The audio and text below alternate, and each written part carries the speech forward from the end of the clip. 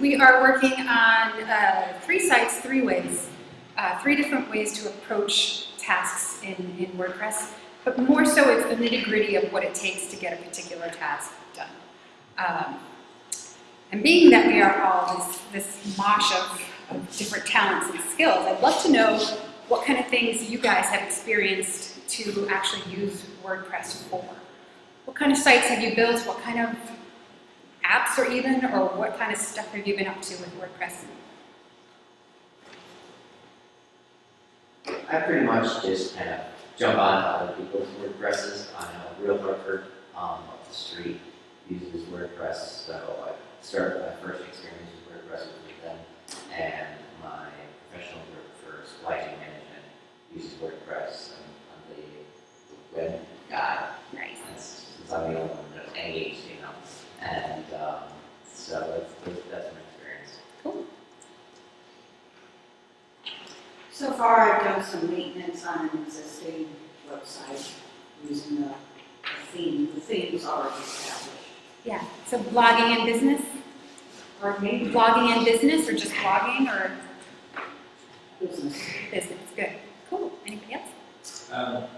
Been using WordPress for quite a few years, pretty much exclusively for content management and websites. Just recently made a BuddyPress website for a network here in Connecticut for What is it? like C3.com. It's a conscious Connecticut meetup for local businesses. Awesome. So, but it's I really like BuddyPress. It's pretty Oh yeah. We'll be feeling some BuddyPress love on the 3rd one. Anybody else? Just WordPress.com. Yeah? The blog that I've updated twice, I think, so far. So far 1? I thought you were up to more than that. I had like 2 things I just put into one blog. Cool, okay. So I'm figuring out things like categorizations and tags and how I should. Organization, strategy. Very, very cool. Is anybody else kind of hiding out on something major? I can feel it.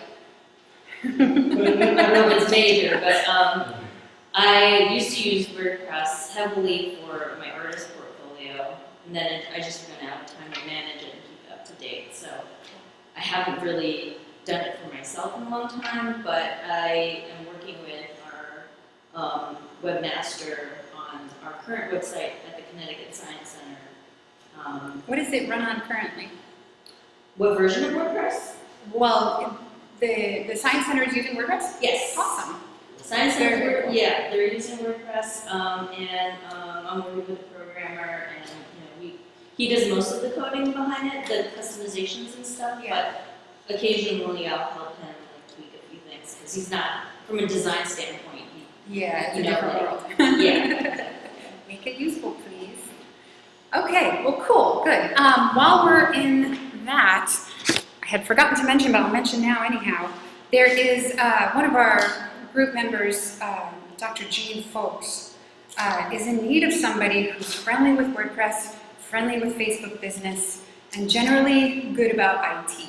They are willing to pay hourly, but it's basically hours in her home office. So if anybody's interested, I've got her contact information. She runs a WordPress blog for her counseling methods, kind of information for what she does. And it's a lot more than I can even process, but she's willing to pay for some much needed help. Okay, cool, all right, and she's probably not the only one amongst the group, so like I said, socialize it up.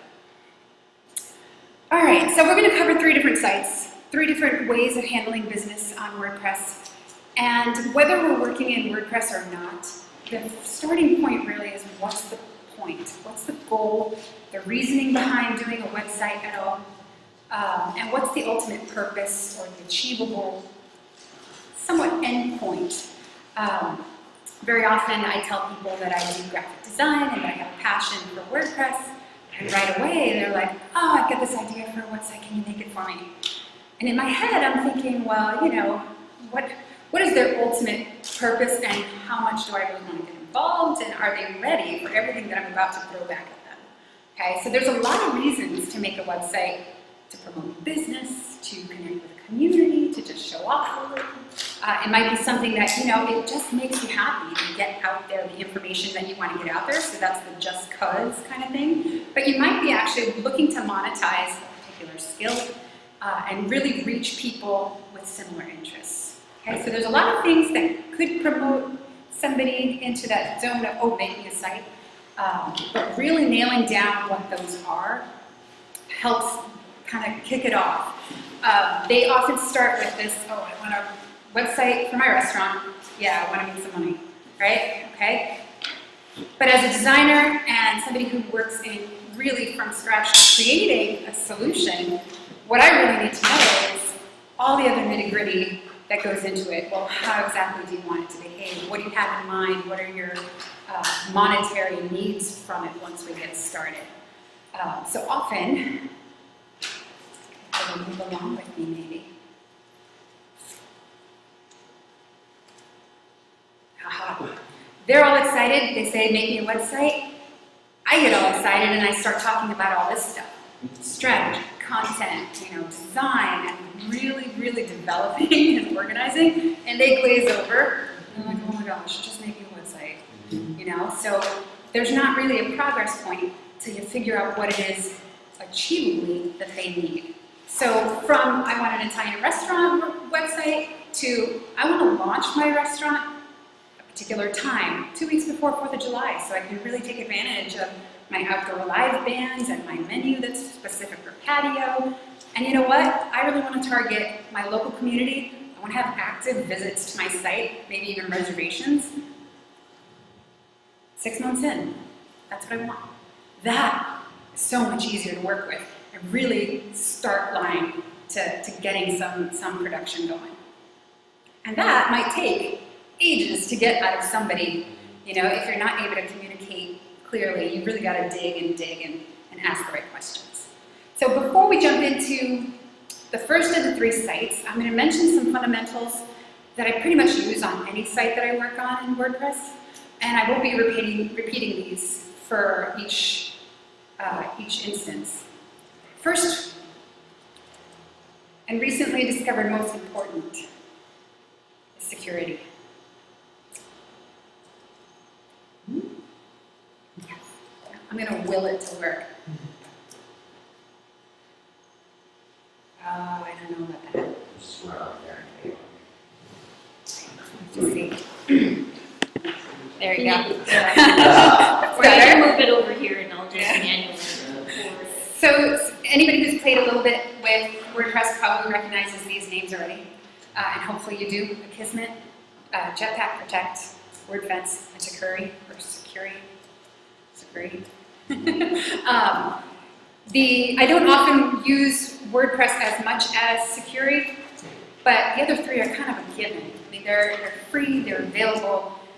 There really isn't a huge good reason for you to avoid them, especially if it's the first time out kind of trying to build in WordPress.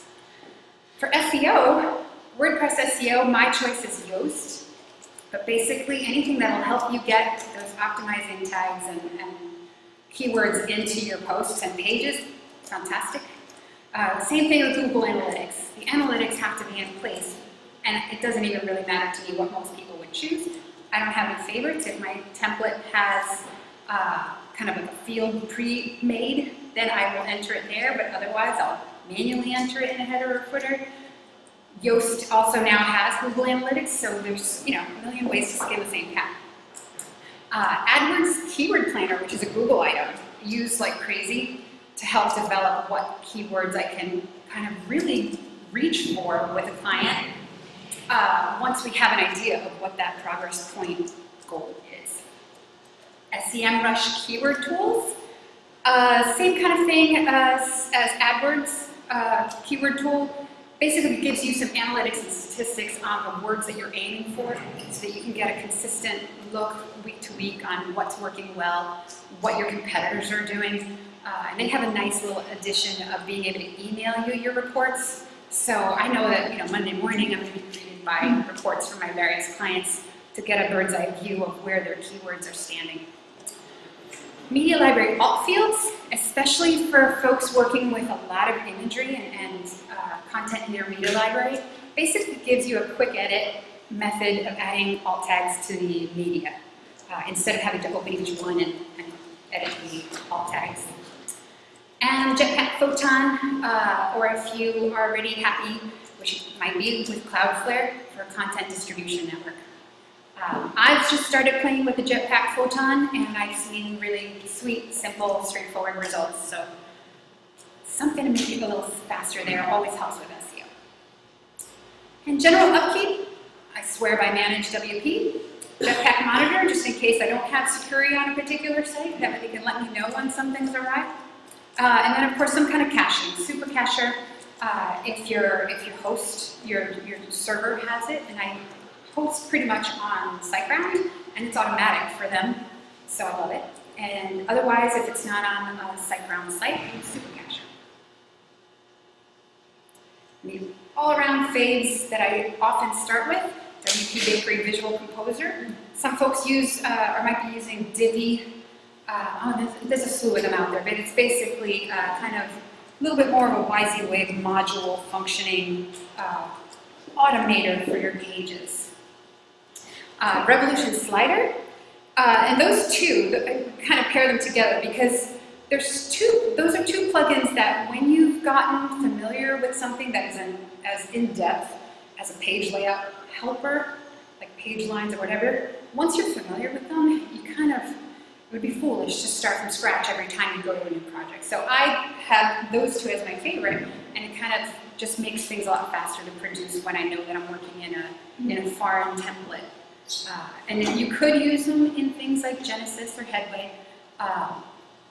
It's a matter of what you're comfortable with.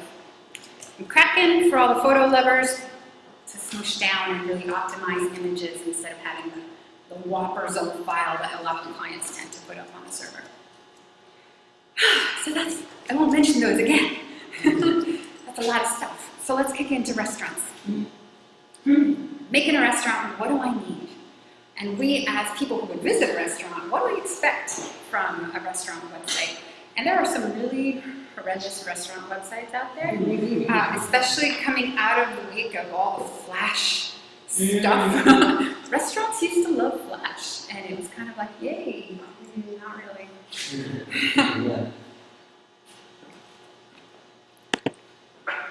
Cool. Okay, so right off the bat, we expect to know where they are. So location, contact numbers. Give me a menu, because I don't know if I want to eat there yet. Inviting photos. Photos are like, how could you avoid them, right? A way to order, even if that way to order is, hey, fax us, call us, tweet us, something.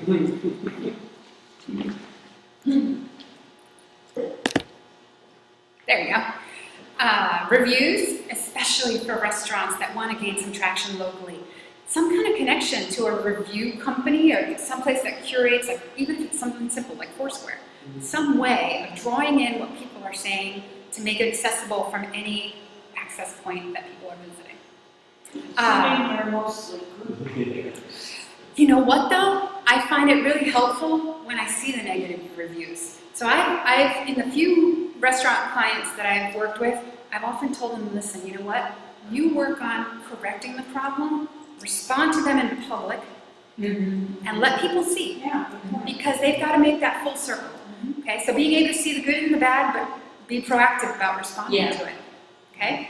Coupons, specials, events.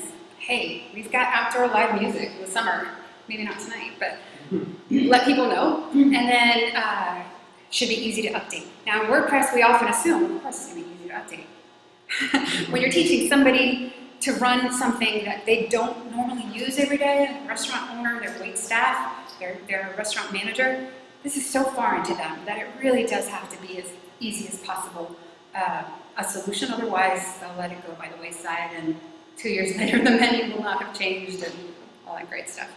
And it'd be great if it's going to take reservations, and that's going to be based on whether or not that's part of their goal. If a restaurant expects to be able to like validly maintain reservations, then they should be offering it. So we can set that list apart into two different chunks. The stuff that fundamental WP WordPress could handle on its own right out of the box, and the stuff that is really easier with a plugin. So we have a couple of things in the plugin side that can be done in fundamental WordPress. But would you really want to do that if you're looking for something that's easy to maintain? So the basics that require text content, no problem. Whether it's a page, a post, a widget, whatever, fundamental can cover it. The menu, because of the need to update it routinely, a plugin to make that easier would be best. Because trying to teach somebody how to use the WYSIWYG WordPress is not going to be fun. And I love to do it. I love teaching people how to use WordPress. But when their focus isn't on WordPress, it's not fun.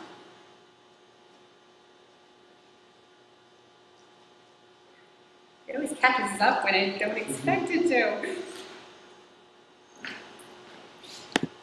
Okay, so menus and taking reservations. You could potentially do it from fundamental WordPress, and taking reservations would be basically accepting a form that somebody has said, hey, I want to reserve a particular date, and that really requires that the whoever's managing the system actually notice, take it down, and have some kind of action in response. So we're going to save them the step by letting them do it through the site instead in a plugin. Go back there. I am a sucker for really well thought out footers. Here we go. And this is just one very, very simple example. This is actually a footer taken from a template. It's not even, it's still got Laurel Gibson in there. So you can barely read it there, but it's a quick example of showing how the location, the reservations, a general what our restaurant is like can all be taken care of in a footer if you really wanted to. Basic use of widgets can kind of get that right out there. So if for whatever reason your main page is taking advantage of like gorgeous food photography or what we call food-born, then go for it. You can have all your necessities in your footer if you really wanted to.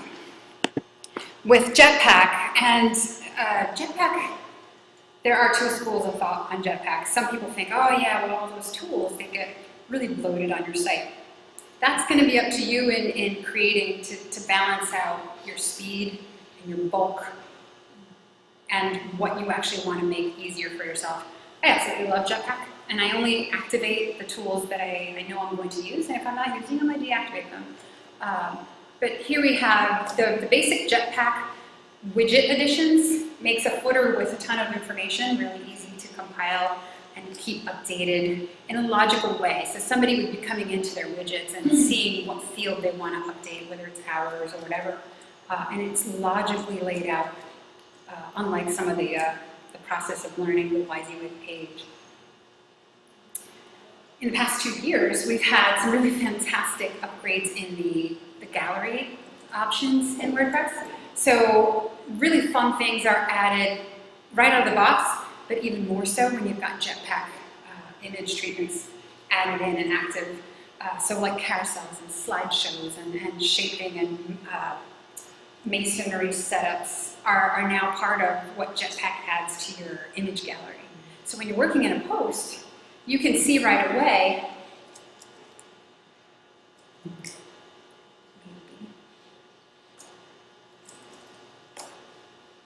maybe it's my hand. You can see right away while you're working, if you've created a gallery and your images are sized a little wonky, if they need to be edited, you don't have to wait to publish it and go check it out. You can see it right in your post. So you can organize your order and your sizing. You can still crop and edit in your gallery and in your media area.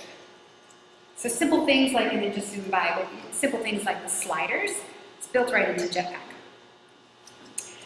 So if we move into planning for developing the menu in a way that's thorough and easy, I ended up choosing in this endeavor to use the Restaurant Manager Pro because it paired creating the menu with taking reservations. So I was like, oh, bam, 2 birds in one, let's do it. It's only 29 bucks. There is a free version that doesn't have the full extensible calendaring system, but certainly very helpful in the basics.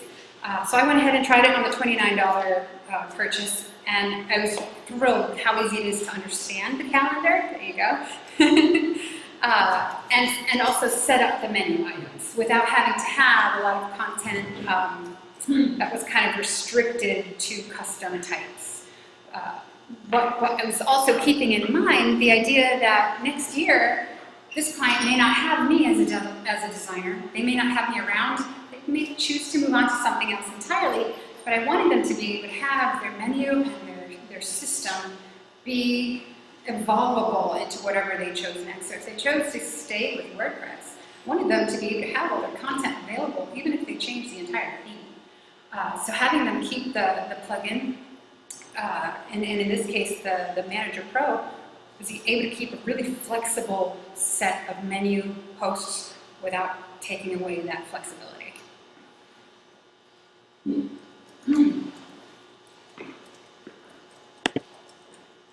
Awesome. Okay. So in the sample that I had created, it was a purchased theme. I didn't start from scratch because I really needed the boost into as far as speed of completion. So what they had originally was what's on the right. You can kind of see it there. It's got hashtags and asterisks and equal signs short-coded into their menu. And that was really attractive because the designer of the theme really made it work. So the asterisk meant one thing and the equal signs meant shifted over to the right for a price.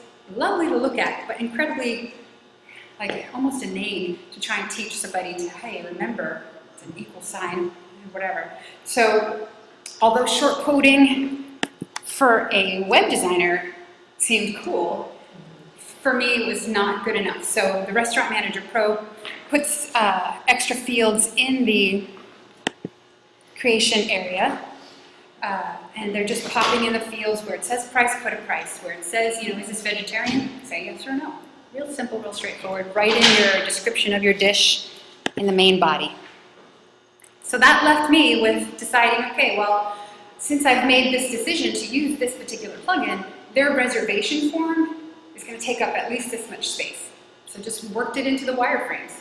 I know I have to reserve this much space for the form. I can work around it. And so once you're done,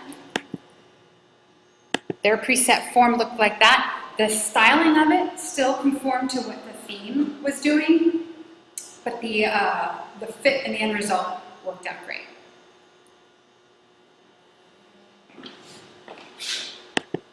Oh, it's going to bug me like crazy. Okay, so one of the very popular options in working with a restaurant was Open Table.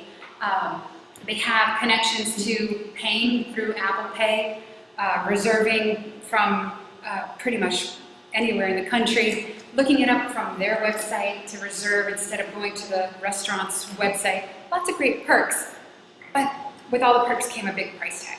So it kind of ruled it out for the little guys. They offer so much goodies, a widget and everything, but $200 a month right out of the box, and then per person, per reservation, fees on top of that. So somebody would have to be really, aware of how much they're going to do reservation-wise before making that kind of financial commitment. So the popular big restaurants, no problem. But the little guy starting out for the first time who doesn't even know if they're going to be able to attract reservations, probably not. And that's not to say that might eventually work up to having a good need for them. So just two examples of website themes that I thought were really attractive and well thought out. And we're looking at the same theme going mobilely as well as on the desktop. And as far as location and phone number, having it be responsive to the point where when you see a phone number, click on it, make the call. When you have a reservation, make sure that it's easily thumb ready on a mobile device. Okay, let people be able to have the rooming to reserve or call or message. Since it's responsive, do you hide anything for the phone or just move around? Well, when it comes to the phone, because you want them to use it, as long as the phone number is selectable, it's going to react by iOS and Android devices clicking on it and it'll make the phone call. But as far as hiding other things, I often suggest that they hide anything that's more dramatic on a desktop. Put it away. Leave the stuff that's happy and scroll past quickly kind of setting on the mobile options. So you're using your queries to really give them what they need and what they want, enough to get a taste of the feeling, make the call or make the reservation. So Grace, this was just done with WordPress. What we're seeing in these examples is the template that's set up with all their own styling, and then, like in this case, the steakhouse theme was using OpenTable, and the next one is I'm not sure if it's got one at all like set up in there. It's probably OpenTable as well. In my end result sample, I just used Restaurant Manager Pro instead of the OpenTable. All the menus were done through that. And then the rest was essentially fundamental WordPress. So this is just another example of using the imagery paired with things like events and what have you, and still keeping it responsive. Cool. Selling from the menu itself, not going to go into depth in that because there's so much stuff that really goes into that whole realm. WooCommerce and Gravity Forms paired kind of comes to mind as an option for selling from or online ordering from the menu, but it's not made for that. So it takes a lot of time to style and really think out what am I going to do custom to make it work. So another one out there was EasyPay. It's kind of the less expensive alternative to OpenTable. Zuppler is the one on the bottom right, and there's a little plugin called Opening Hours plugin that will only display particular menu items based on what time of day it is. So even if you're not ordering from the menu, it's good for folks to know that way too. And I'm going to just mention this briefly, actually. Takeaway is a theme that is on ThemeForest right now that's actually using WooCommerce to do online ordering. It gives you the opportunity to do the entire process, beginning to end, and completing the processing of orders right in WooCommerce, but it's heavily, heavily styled. Like they have the add-on options that WooCommerce is not ready for. They have them in pull-down option areas where you tick off what you want to add on. But the entire thing, and I've got the tabs up there as well, the entire thing is a custom treatment. So without their theme, you're essentially in a mess of trying to connect everything back together again. So if they ever wanted to move out of that theme, it would be a lot of elbow grease to make it continue. There we go. It's a takeaway product. If anybody else work in WooCommerce at all? Yeah. Well, takeaway product obviously isn't a product that exists in WooCommerce out of the box, so it's all their custom additions there. Whew, I'm gonna take a little breath. Sorry. So that completes the restaurant, kind of in a super fast look at how you would do it. So let's take a look at what to do for photographers, because they are a breed of their own over there, Chris. Restaurant. Sure. I saw this one menu app where like every item on the menu was its own custom post. And I know it's supposed to be helpful, but have you seen that before? So you have to like change and find it in the items and then Yeah, you'd actually end up having to find a way to query the categories even, so that they show up where they should. Yeah, it was a pain. Yeah, I wouldn't envy that It position was at like all. good for the restaurant owners, they can make quick changes, but they didn't, they would like give us like 35 changes after making a wall. Oh my gosh. Yeah, that's the other thing. I mean, some restaurants have, like if you're doing something more like Cheesecake Factory, 12 pages of menu items. Yeah. Yikes. Where if you have a smaller restaurant, then you can weigh some of that out, where you're kind of, okay, well, sometimes it'll work together a little bit more spaghetti.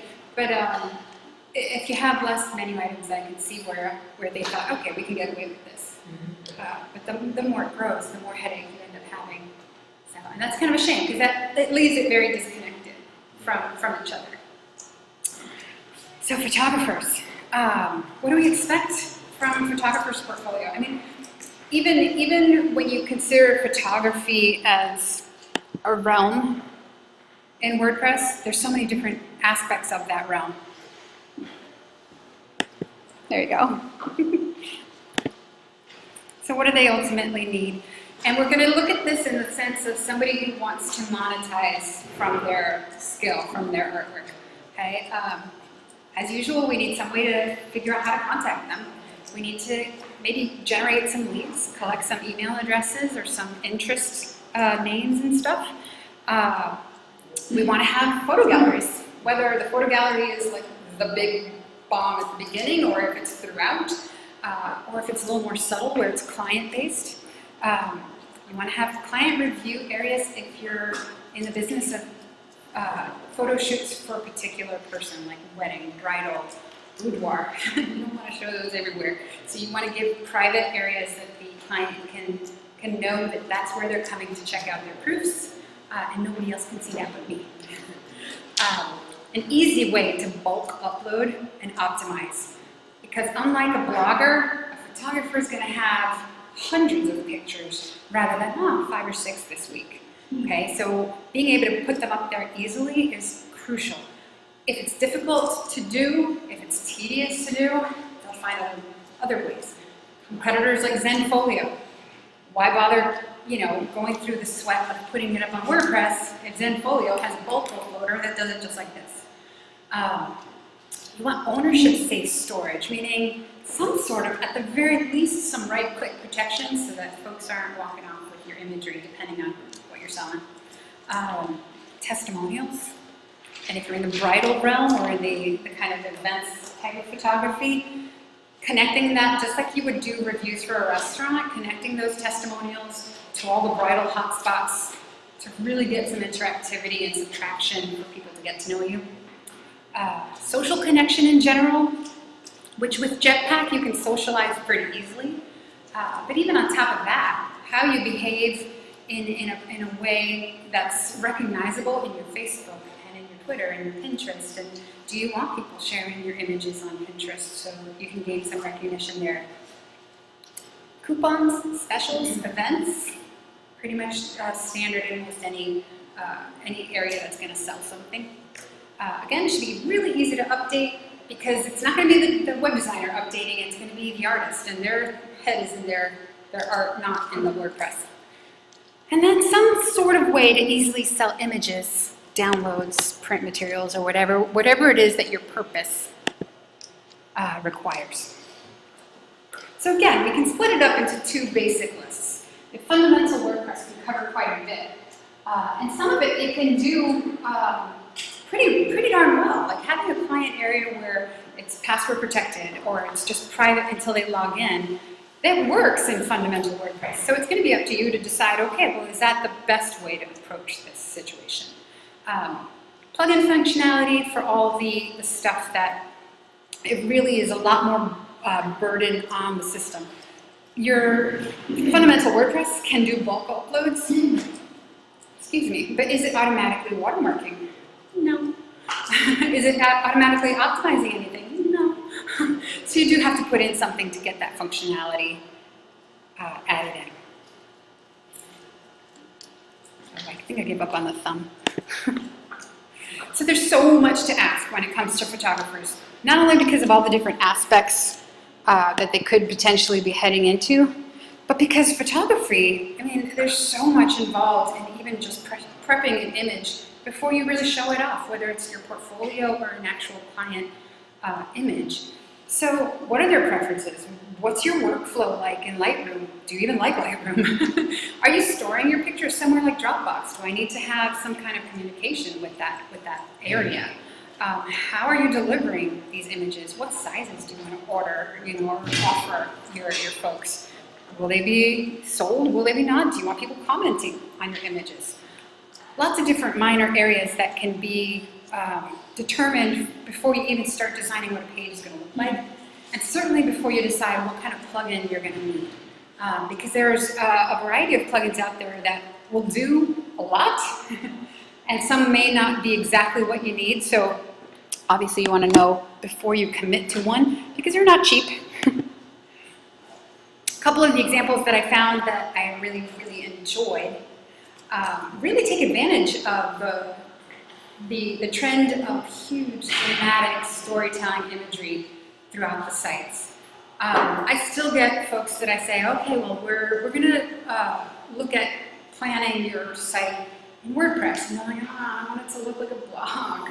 You know, it's like, it doesn't have to look like a blog. It doesn't have to look like a cookie cutter kind of thing. It's so friendly to imagery and video and sound.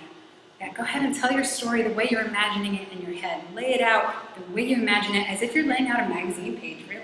Do it, you know, make it happen. And it was nice to see that there were purchasable templates that if I'm working with a tiny budget client that really wants big drama, it's okay, because there are templates at least that somebody has sweated out for Lord knows how many months to get it done.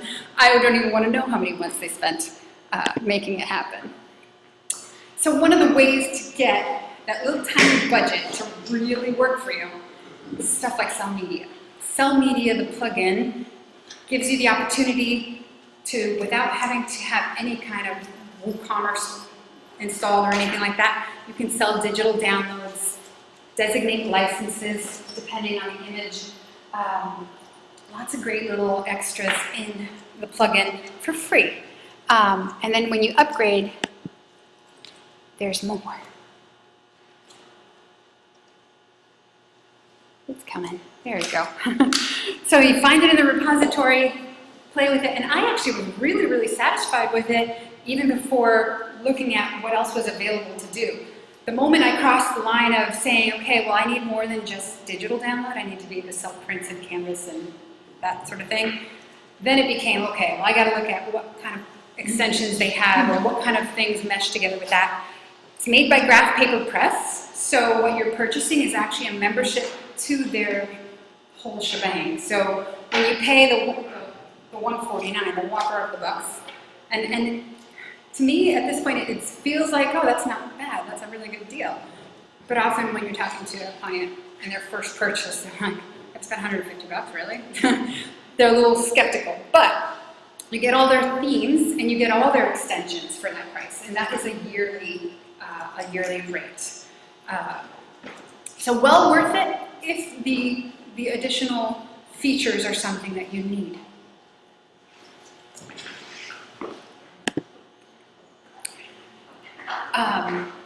Most popular request, and it's probably the easiest one that a photographer will right away tell me, is that I need to make sure that the watermark is clear. You know, wherever we show an image that is for a client, it's got to have a watermark because I want to make sure they're purchasing it from me and not walking off with it. So having an easy way to watermark for them, if they're not using something like Lightroom where their workflow already has that included in it, easy watermark is totally free, very flexible, easy to use. You can go to your media library and just hand tick off which ones you want to have the watermark added to. You can create your watermark however you like. It looks entirely however you intend it to look. And it gives you the opportunity to size the watermark itself. So when you've set it up, ideally you can have it automate the process of watermarking the images so that when they're bulk uploading, every image has it. Boom, they don't think about it, okay? So unless they want to handpick, they don't have to. But then I found sunshine. In the process of playing, everybody that I asked about, well, what would you use with a photographer to make them happy in selling on their portfolio or gallery? 9 times out of 10, the response was, oh, just use Next Gen Gallery. It's like, yeah, they're popular and they're expensive too, but you know, they have really great extensions and they have, you know, great features and all that, but they've been around for a long time. Surely somebody else is doing something maybe a little better, maybe a little differently. So I went hunting and found Sunshine PhotoCart. So they are sunshinephotocart.com. Fantastic price. And they offer everything that Next Gen Gallery Pro does. Different price point. But I felt that it was much cleaner, much more friendly to the styling of whatever theme I was putting it in. I'll show you that in a second too. The atmosphere that they have in their site really carries through in the way that they've styled their plugin. So when I put it into a theme, it's already acknowledging all the styling and spacing that I've got going on. They don't try to battle with what they wanted to have it look like. So what I ended up with was right off the bat, really clean page, clean receipts. And when I say clean, it's almost on the verge of like minimalistic. It's kind of keeps out of the way any excess, lets the text be easily read, and lets the recipient know exactly what they've paid for, where to click to download. Let's see if it'll catch up to.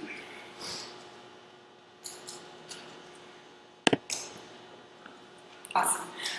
So everything from the moment they pick an image in the gallery to the moment they receive their receipt to download a digital or to confirm a shipment of their print is all very consistent with the theme that you've created. So I loved them for that. The pricing was, in the basic, was $39. If you wanted something like being able to sell digital downloads as well as prints, you'd be getting an extension. But the extensions that you're purchasing, you're not purchasing one at a time. So you're paying one fee and you get the whole shebang, and it's gorgeous. So we're going to take a look at how clearly can we see that. That's not too bad. This is a little video. We're going to take a look and let's start. You can kind of see that. It's going to go through some of the options there. Now, one of the big differences that I noticed right away in Next Gen Gallery was that they tend to have a default of this framing, this gray WordPress typical kind of framing and captioning. That right away I was going to be like, okay, I got to figure out what CSS to get rid of that.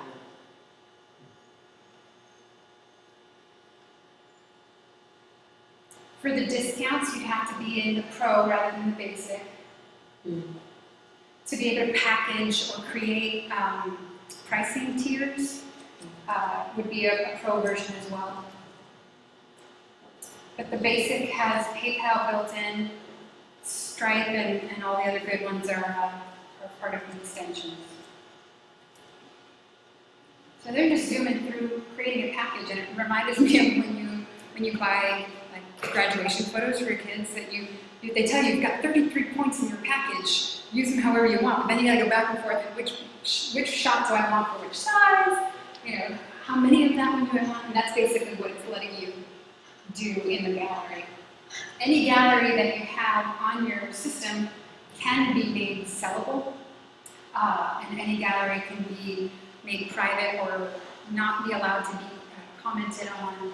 All the goodies that you want are accounted for, and they did a really thorough job. And password protected.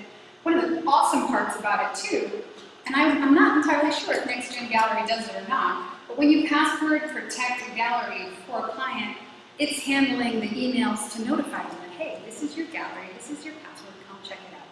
Whereas if you're doing the fundamental WordPress setup through a form, letting people know, or just manually making it private, then you're taking care of letting them know that this is where it is. You're creating that email. Whereas this is taking care of that.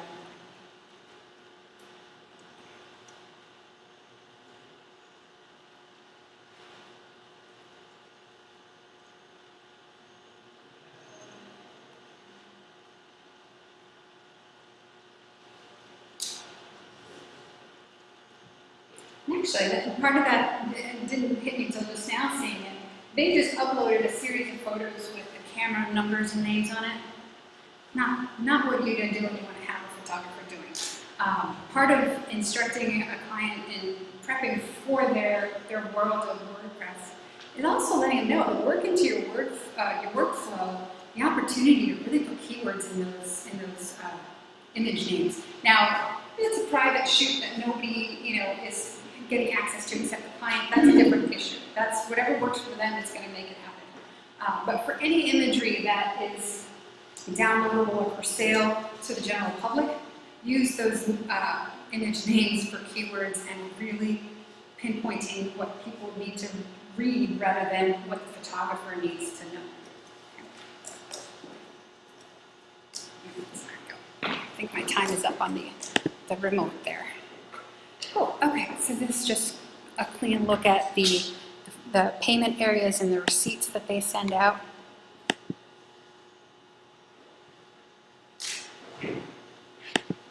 And also really fantastic support. I mean, within 10 minutes, I got response from their owner, so I was like, yeah. Another option for photographers was Bookly to reserve photo shoots or anything that you might use for reservations. I didn't use this as an option for the restaurant because of how involved the determination of what's available that goes on behind the scenes. But for a photographer, it's really great to have the flexibility, especially if you're working with a team of photographers, where you might be reserving more than one person. You can determine which person's available, what particular days, and they can ask for a particular photographer. Lots of more nitty-gritty flexibility in that. It starts out free. It's really basic in the free version, the light version, but to get all the bells and whistles is $45 for that plugin, and it works with Google Calendar, even better. Really, really brief mention, CoSchedule. CoSchedule is a content and editorial calendar keeper that lives and breathes and functions in your dashboard. You're not going to a separate step, or if you like using Buffer or anything that automates your socializing, you're not going outside of your WordPress to do it. So when you want to get your client in the mode of, okay, blog and socialize for your content, really get into a habit of giving it legs by creating some content to share publicly and socially. CoSchedule gives you really easy to use, on-board things like, okay, if I start a post for you or you start a post, give it a due date, assign somebody to write it, or if you're just working with one person, essentially the due date is all you need. And it sends out reminders and say, hey, you know what, you have some socializing to do, or you have a post due this week. It also makes it really easy for them to share it to Google and Pinterest and Twitter right from the editorial calendar. For me, the biggest plus was that kind of like this old crafter's way of thinking of what's happening this month. It gives you the opportunity to help a client with loading up their dance card, basically, and keeping it busy. They can see the whole month, or even a couple months in advance, as an overview, instead of the post area where you're looking at them in a stack and it's kind of ambiguous. You have a calendar that looks more tangible and looks more understandable as far as, I want to fill more of this calendar. I want to be more active and let people know what's going on. So cool. It's $19 a month if you're paying yearly for the basic, where you have 15 users. So if you have a small team that you're working with, that's essentially all you need. If you're in the big end and working with a large team, it's there. I'm not so sure if a photographer would necessarily need to veer towards enterprise or anything like that, but even on a small scale, really, really helpful tool.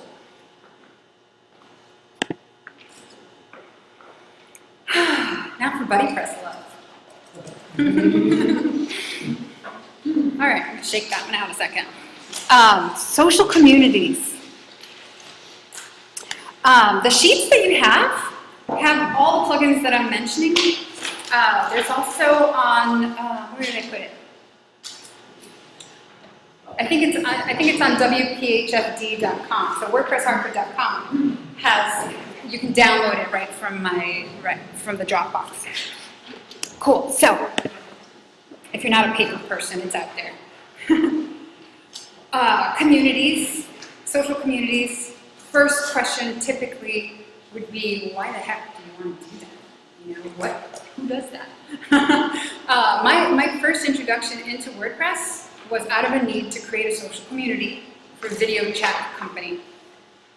So from my very first time using it, I was building a community for 15,000 users. And I was just like, something out there has got to get it done, because Facebook isn't the solution. And for a lot of companies that really want to connect with their customers and people that are interested in the same things they are, Facebook isn't the way to go. One of my more recent uses of BuddyPress was for my church.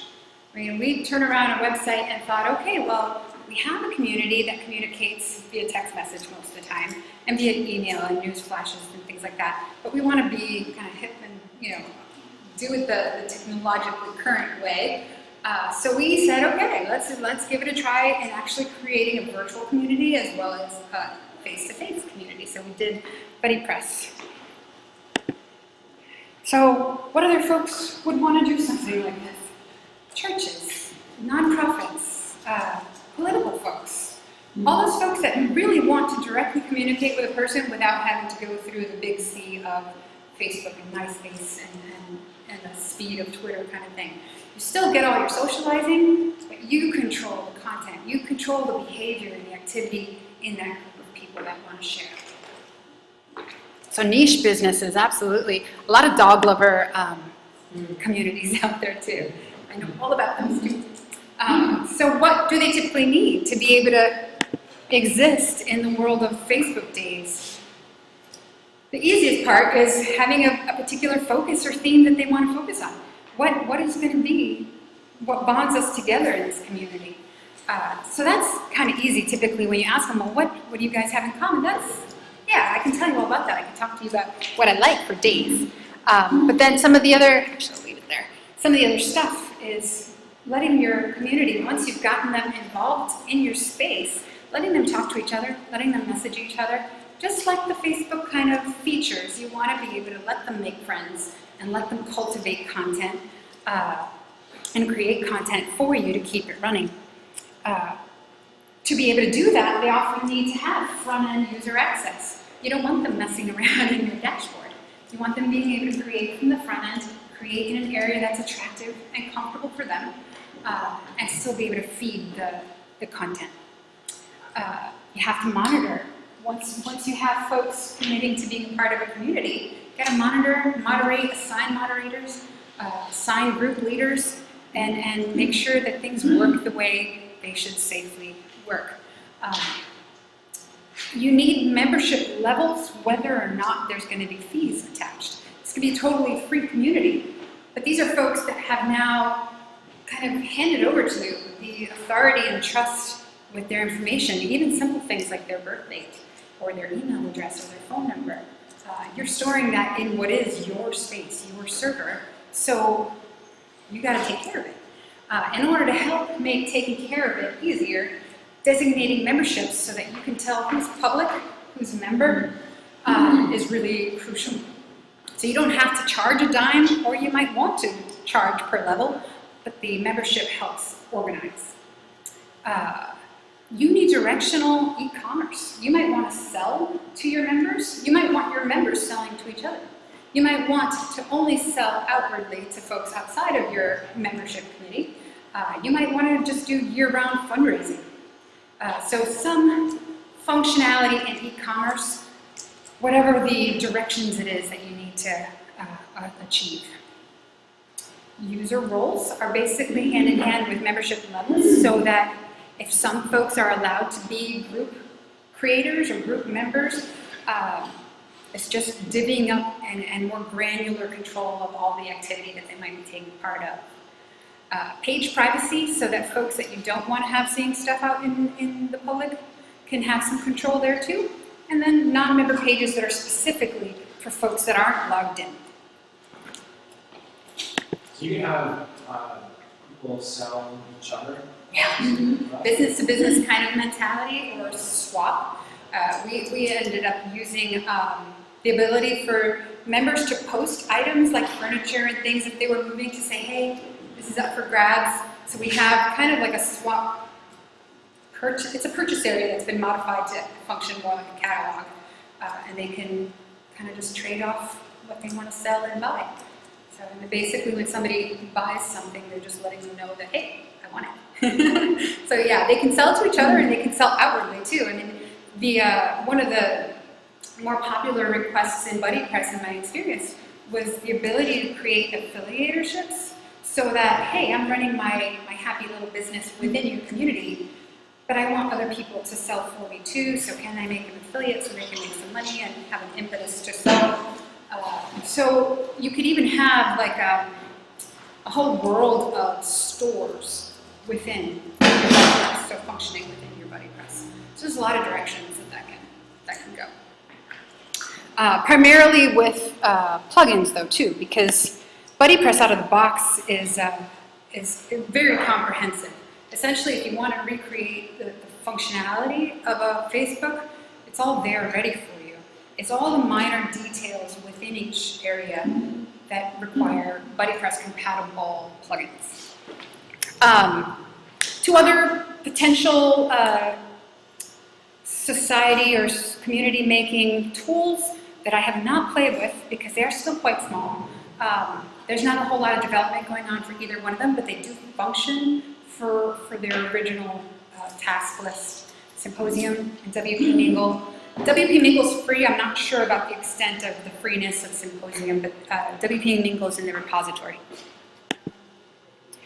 But when I came to this portion of social community, I didn't even consider looking at anywhere outside of BuddyPress because there's so much BuddyPress love.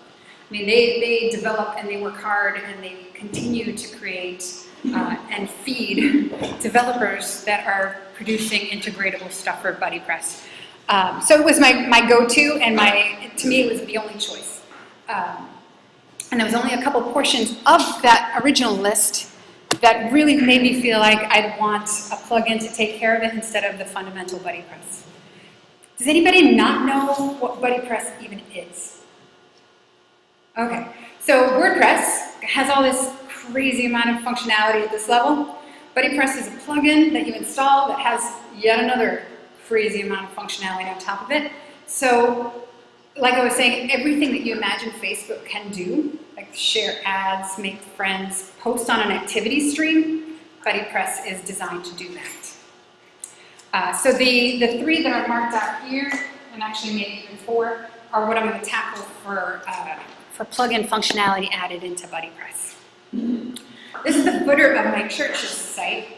And one of the things that out-of-the-box BuddyPress does is allow each member to have a profile, and that profile can have an image. Now, if you're, like a motorbikes kind of themes community, they may not be pictures or faces, they might be the bikes or, whatever. But in our case, since it was the people, we really leverage the content that they're creating just in creating a profile by using those imagery, that imagery throughout the website, in widgets, in sidebars, in footers. These are the happy smiling faces that you're joining by coming into this community. And for a church, that works really fantastically because often people don't want to step foot in the church until they know what's in there. So being able to see the folks beforehand is really, really fun and inviting. And on our community page, you can see that people started making friends already. So they just click on a button like you would in most communities and wait for the acceptance of friendship, which is kind of a daunting thing right there. But we do auto-friend them too. We have the pastor and the ministry team auto-friended, and that's a little plug-in too, that the moment they create a profile, they've got 3 friends. So, and if you were like first-time MySpace, you had that one friend. So, we had to duplicate that. Yeah, Tom. He's still my friend. I swear he is my friend. Nobody's on MySpace anymore. I ended up cheating by using a BuddyPress compatible theme to save myself a lot of sweat and hard work. I ended up choosing Clio. Clio came loaded with Paid Memberships Pro as a plugin to handle all the levels and the monetizing of levels and membership. Paid Memberships Pro is totally free, and the only time you actually pay for it is if you really need help from your support team. You pay for support, which with all the forums out there may not even be necessary either. But Clio was a really fun template that came fully integrated for BuddyPress from the beginning. I'm going to go back to this one. This was another really well thought out BuddyPress theme, purchasable potentially on ThemeForest. But their goal was to have people submit a recipe, and their submissions were the content of the website. So that theme is all about making sure that if you have this foodie loving area, that you're getting all your content from those members. So very Pinterest style in the display of their information. Really lovely and in-depth. When you got to the recipe pages, they really took advantage of prepping for the categories that food folks are going to need. It's a really neat, interesting treatment for a BuddyPress theme. Their groups, the same thing. Those of us who have played in BuddyPress know that it can feel pretty stale. It has everything you need, sure, but when you get it out of the box, it's kind of ugly. It's kind of like, oh, that's predictable. So it's nice to see that they were actually planning for simple things like the groups to actually look a little bit more cohesive with the rest of the site. Awesome. Another one that I add in, kind of pepper it here and there depending on the client that I'm working on, is Eventon. Extensions in Eventon can tend to add up pretty quickly. But for a community with a common goal, often you need to share the events calendars and calendar listings in all kinds of ways and in all kinds of places within the site. So from creating a calendar to allowing folks to RSVP to an event, sell tickets to an event, print tickets to an event, have QR codes, all that wonderful jazz that goes on when you have people getting together in a group is packed into Eventon and their extensions. So their extensions kind of feel a little bit like WooCommerce, where some of them are super cheap, 15 bucks, no problem. Some of them are like 100 bucks just for the one plugin. So you got to plan for what you actually need. But it's definitely one that's really easy to work with and create the different nuances throughout the need areas. For the membership, as well as for that interactive selling, bunch of different options you can look at. S2 member is primarily for the membership levels. Lots of nitty-gritty controllability in there. Does have a higher learning curve, I feel, than paid memberships, pro subscriptions, and the others. But definitely a lot of bang for your buck when you're using the pro version, because every single page and every single instance that you might need to control is easily controlled. This takes a little learning. WooCommerce and subscriptions. WooCommerce always starts out free. It's the additional functionality that ends up being the bigger bucks. So subscriptions and memberships are out there as development in their extensions, but there's big price tags there to consider that you really need to consider from the beginning, because how you integrate them is going to need to be from the ground up.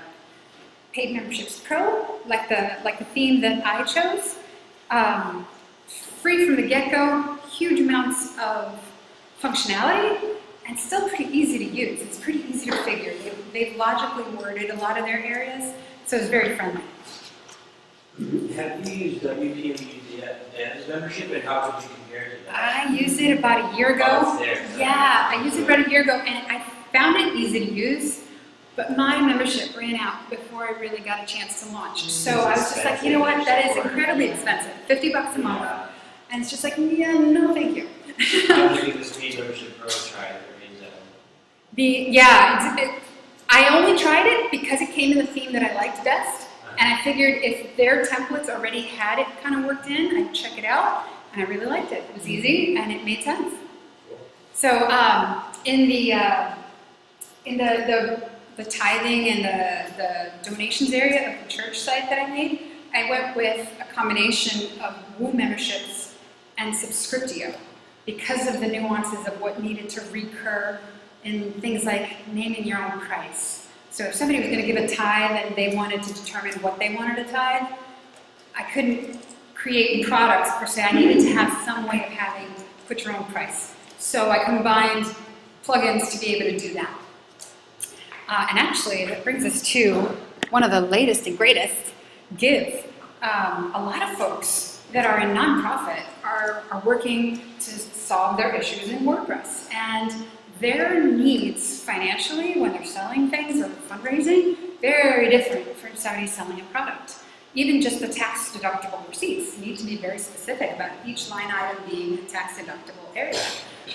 So to kind of give us what we needed in that area, just a couple months ago, they created and launched Give. And there's actually a little video, and I think we'll all be able to hear it. We all know how important fundraising online is to accomplish your goals. For many non-profits, churches, candidates, schools and causes, online fundraising on your WordPress website is likely to be the most critical part. Until now, collecting donations on your WordPress website has involved setting up complex product-based shopping cart plugins and hacking them to act like you're receiving donations rather than buying products. The other option is to take a form-based solution which lacks in-depth reporting features needed to run successful campaigns. Plus, organisations that receive donations have other needs than those who sell products. You want donor information, you want recurring payments, you want tax-deductible receipts. These problems can lead to bad user experiences or confusion and ultimately fewer donations. Surely there must be a way to collect donations on your WordPress website in a way that's catered to you. Announcing Give, the most flexible, robust and easy to use WordPress plugin for accepting donations directly on your website. Give requires no additional cart system, saves you money on commissions and allows you to own all your own data. It's easy. Just install the Give plugin directly within your website, configure your donation form, and start accepting donations right away. Features include single and multi-level donation forms, customized buttons and fields, flexible shortcodes and widgets, and robust reporting. Give has many unique add-ons to extend your campaign, like accepting recurring payments, using your favorite payment gateway, integrating with your MailChimp account, and sending PDF receipts. Best of all, every add-on is actively supported by our team. Install Give today and start accepting donations for your cause. Give, democratizing generosity. I happen to have that introduced to me at a time where I most needed it. I mean, when we were deciding who gets to see the tithing area and the offerings and donations for the church, that can get kind of feisty in a church, okay? You don't need to be knowing what I'm giving kind of thing. So it was like we needed some solutions that kept a little bit of privacy, let our treasurer do her thing and keep it separate. So it was great for that. But in the end, currently, because it's so new in development, there isn't integration fully into, did I miss something? Into BuddyPress. I did miss something, so I'll just say it. So we ended up needing to only use it in particular areas. And to me, that's kind of pointless, really. If you're not going to use something to solve the whole problem, then don't keep adding more multiple attempts like Band-Aids on top of each other. So that's quietly going to make its way out until the development is ready for BuddyPress.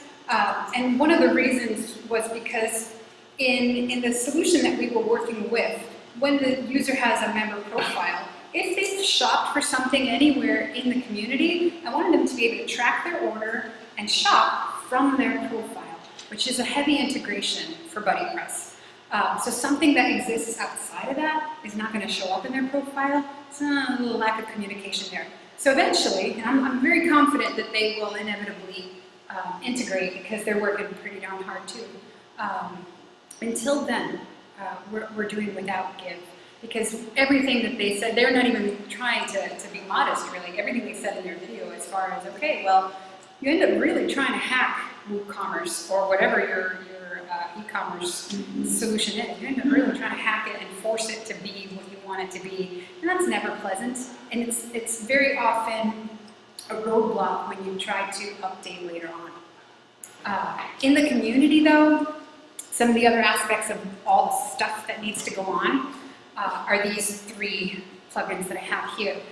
In a community, basically, you can almost say that you're touching on every possible plugin that's out there because everybody can behave a little differently. So there's so many different things that they are interested in doing that you want to make possible. So some of the areas that we ended up using often is MyMail to create newsletters right in the dashboard of your WordPress. And as much as I adore MailChimp, it's really great to have your team of writers be able to create a newsletter and send it out free of charge from your dashboard. So at any point, anybody who's part of managing or editing can pop in and check out what the status is, the progress, edit, tweak, save, prep it for whomever's going to hit the go button when that newsletter goes out. So MailChimp is a really easy, friendly atmosphere to learn. But that extra step of stepping away was what I was trying to avoid, so I really take advantage of the option in MyMail. And it's very responsive. Great layouts to make sure that you're conforming to what you need to stay responsive so that nobody's kind of adding in crazy stuff that's not going to work in an email. Bloom on the bottom. It's fairly new as well by Elegant Themes, and that's for all those wonderful pop-ups that everybody loves. Right? You don't want pop-ups? I love pop-ups. Actually, I kind of do, which is kind of freaky, but I do really love pop-ups. But they have a lot of clever, subtle, kinder options to treat your pop-up because it is part of gaining those leads. You need that information. Businesses need to collect all that stuff. Social communities need to kind of invite people in and know who to communicate back to. So having something that's pretty and subtle and not so intrusive, options in Bloom. RT Media, this one up on the top. WordPress and BuddyPress are all very friendly to people posting things in the media library. But I wanted to give folks the added protection of, okay, well, these are images that you've posted in your activity stream. You keep them in your own album. I'm so used to that already with Facebook, where my albums are mine. I wanted to be able to give the members their own private space to organize their images. They never touch the media library from WordPress. They never land there. So I don't have any confusion of the management saying, oh, this photo looks cool, let me use it. No. That belongs to a member. So give them their space. The other option that they have in RT Media, and it's an extension, addition, is the automatic watermarking. And so you might think, well, what does a community need watermarking for? We're not photographers, or maybe we are. But it's not for that at all, really. You could use it for that. But reality, it's so that to kind of take the place of these kind of things, lead generation. When your members put out imagery and they share it, and they're allowed to share it in the public, you want something to draw other folks back to your community. So your watermark could be something as simple as your logo or your address, something so that wherever that photo ends up being shared socially, they know it came from your community, and maybe I should go check out that community, and maybe I'll even pay for a membership or whatever. So not applicable so much in the church, but certainly in a lot of the niche communities with other focuses that you really want to gain some new membership coming back. So they've got lots of other great, like their Instagram, their photo tagging, lots of great extensions. Use what you like, and don't use what you don't. So, that's 3 sites, 3 different ways, tons of plugins. And just a little reminder that there's a lot of folks that will come to you and say, oh, you work in WordPress, it's free and easy, right? Well, yeah, not really. WordPress is free, sure. And I find it easy, but the least expensive way is always when it's done right the first time. So really ask the questions. Ask as many questions and all that, gathering up information to really know what you have ahead of you. Map out with that strategy and that intention of having somebody really take control of what they're being given once it's launched, because with WordPress it never ends at launch. I mean, it's always going to continue to be an evolving thing, an upkeep, whatever ends up happening is totally in the hands of whom you hand it over to at launch. So right from the very beginning is the only way to do it inexpensively, really. Don't do it again. You don't have to do it over again later. So that is all the breath I have. And it's been an absolute pleasure telling you all this stuff that I love to talk about. But I would also really, really appreciate feedback. So if you're already a member of WordPress Hartford, there is, where is it? It's on the next page. There's a little survey at the bit.ly link to just say, hey, what did you think of this? Did the content do you any good? And what do you want to hear next time? So I can start planning some of our next meetups. And that kind of response is hugely, I can't even tell you how much I appreciate that kind of input. Even if you say, God awful Grace, you need to shut up. Okay? And I look forward to providing more areas and topics and themes in regards to WordPress in the future. So I'd love to know what you want. That's it. Thank you very much. You're very welcome, very welcome.